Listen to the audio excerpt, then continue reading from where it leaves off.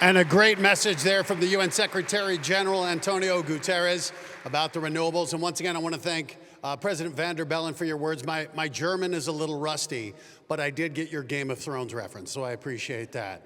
All right, I was really brought out here to introduce one person. You already got a glimpse at him in his train in Toronto, but he's joining us now to share his thoughts. This man really needs no introduction. 7-time Mr. Olympia, one of the biggest movie stars in the history of the planet, the governor of California. But his real legacy is this, what he's done to combat climate change. So ladies and gentlemen, please welcome my good friend, the legendary Arnold Schwarzenegger. Well, thank you very much, Matt Eisman, for the fantastic introduction. It's exactly the way I wrote it. And also for pumping up the audience all day long. So you've been terrific last year, and that's why we wanted you back. So when you said, I'll be back, you meant it. So thank you very much for all your great work. And thank you also to President van der Bellen for co-hosting this summit with me once again. He's a great friend and a great believer in a clean environment, and he's really promoting it all over the world. So thank you very much for your great work. And thank you to the United States EPA Secretary Michael Regan for coming all the way from Washington to be with us here today. It is fantastic to have America's chief pollution terminator right here with us. Thank you also to all of our fantastic speakers and panelists from more than 50 countries. Thank you to our major sponsors, BMW, Clemens Hallman and his company, and Holcomb. You're all part of the solution instead of part of the problem. I also want to say thank you to my very dear friend, Monica Langthaler. She's a great partner of mine. And I want to say thank you also to the whole Schwarzenegger Climate Initiative team for your nonstop work to make this the most important environmental summit in the world. And thank you to each and every one of you for being here, whether you are with us in Vienna or you're tuning in online, it doesn't matter. Thank you, thank you, thank you. Now, right now, I'm in the middle of filming my Netflix show, Fubar, right here in Toronto. And this is the reason, of course, why I can't be with you today, because I have to live in this COVID bubble where no one can leave the set to go travel overseas because everyone is so worried about that you come back and bring COVID back and then infect someone on the set, and that will cost millions of dollars to stop the filming and all this kind of stuff. So anyway, I'm sorry that I couldn't be with you. Now, if you like True Lies, you're going to love this show, this TV series. You will love it. I mean, it's been wild. I mean, I rode on top of a high-speed train with 180 miles per hour. I jumped 80 feet off a waterfall in the jungle of South America. I drove a motorcycle 120 miles per hour through the streets of Antwerp. But here's the real crazy part. I never really got wet. I never rode a motorcycle in Belgium, nor was I on a high-speed rail. As a matter of fact, the high-speed rail is right behind me, right here. Look at this. It's a high-speed rail, yes, but it doesn't go anywhere. It's right here in the studio.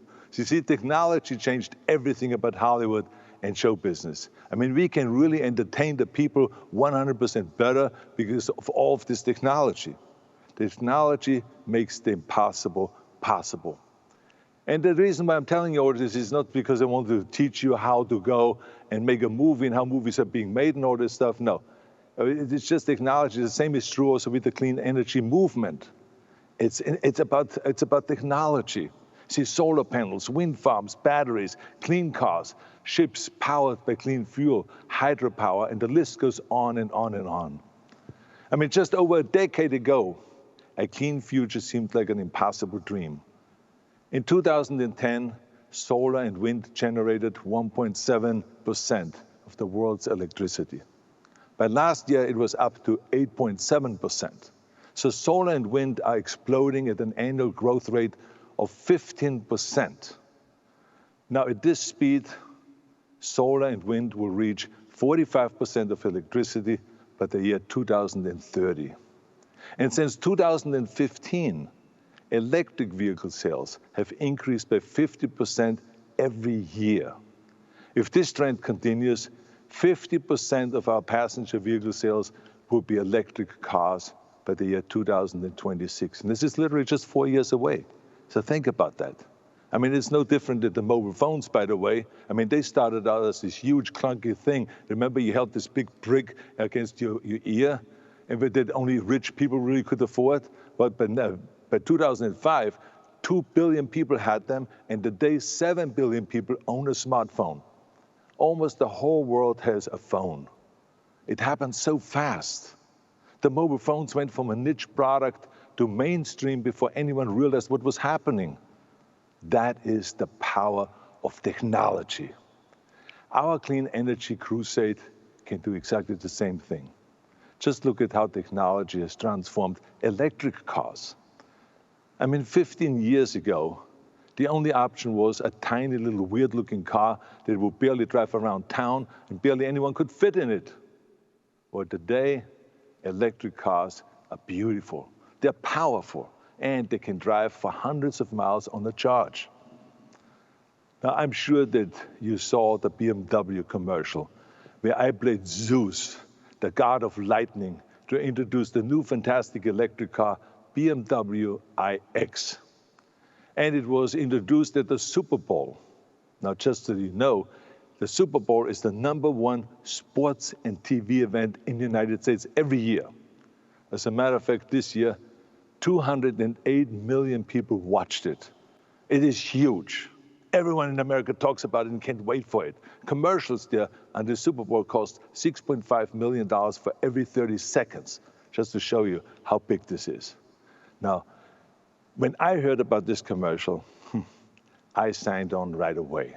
And #1, because I was able to play Zeus. I mean, it was a dream role, the ruler of all gods and the father of Hercules, who I played, by the way, in 1969 in a movie. And #2, I love the idea of promoting an electric car on the biggest stage possible, the Super Bowl. And #3, the performance. I mean, when I heard that it could drive 324 miles without a charge, and that it has a 516 horsepower engine that goes from 0 to 60 in 4.4 seconds, I said, finally, there's a car that looks great, that you can put people in it, and that is powerful. When I watched the Super Bowl, I have to tell you, I was absolutely in heaven. Not because I love watching myself, well, that too, but because almost every car commercial this year was for an electric car. I mean, this is huge, ladies and gentlemen, because just 4 years ago, there was not a single electric car commercial, not a single one. That's what I call going mainstream. Finally, everywhere you look, the clean energy revolution is firing on all cylinders. Oh, in this case, it's batteries. Our job is simple. Keep the engine running at full speed. It is time to put fossil fuels in our rearview mirror. Now, you said it yourself. This isn't just climate change. This is a climate emergency. This is a pollution emergency. And I agree with you. This is an emergency. 7 million people were killed by pollution last year. Now think about that. 7 million people die every year because of pollution. 7 million. And this is not just a number, may I remind you. My friend Rosamund is in the audience today. Rosamund, do you want to stand up just briefly, please? Let's give her a big hand.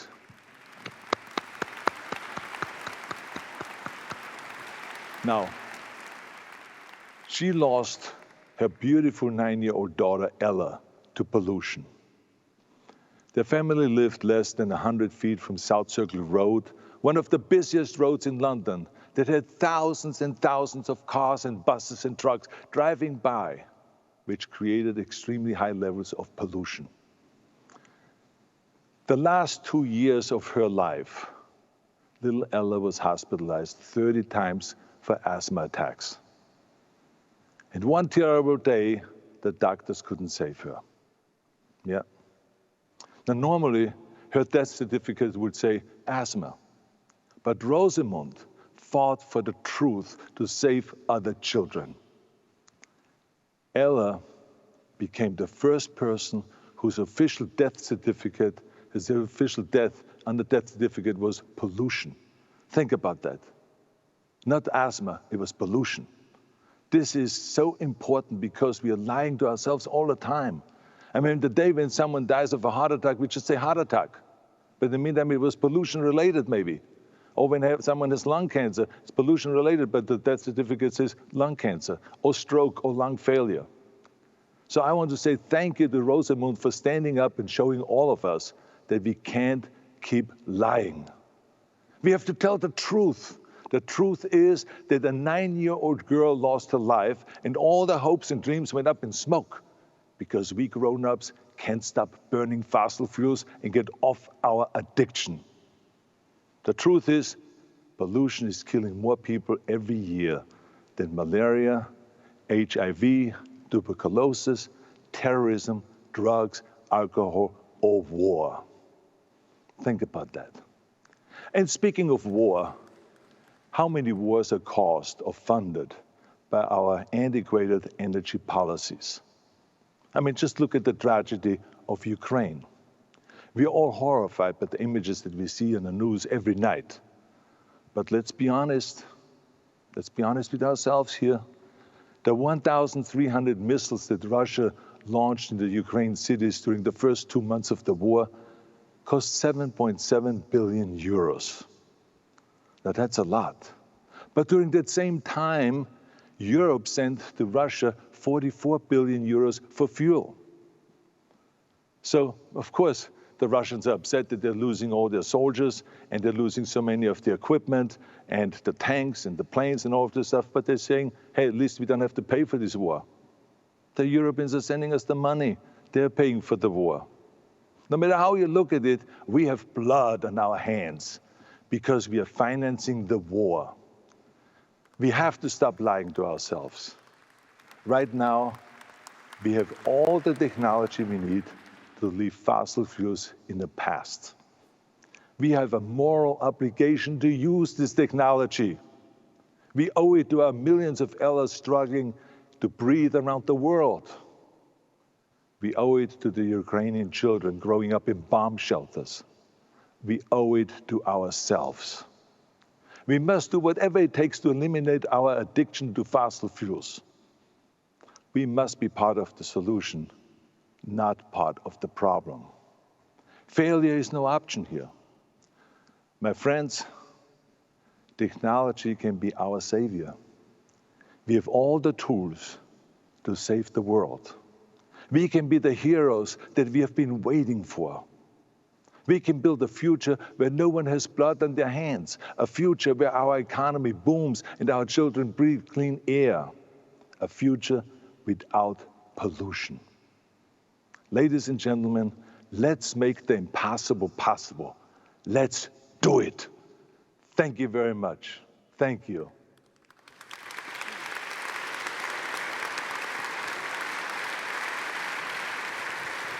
Governor Schwarzenegger. I love it, sir.